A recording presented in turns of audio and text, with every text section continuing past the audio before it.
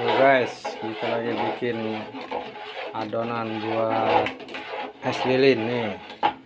Ini terbuat dari tepung maizena, gula, susu, sama sedikit garam.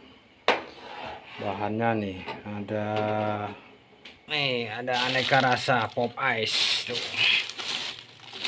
Nah, ini yang udah kita seduh.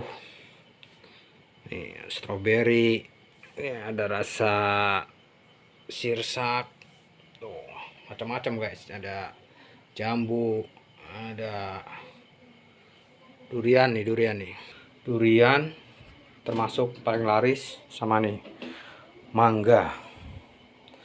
Ini kita tunggu sampai mendidih, baru nanti kita seduh guys. Oke.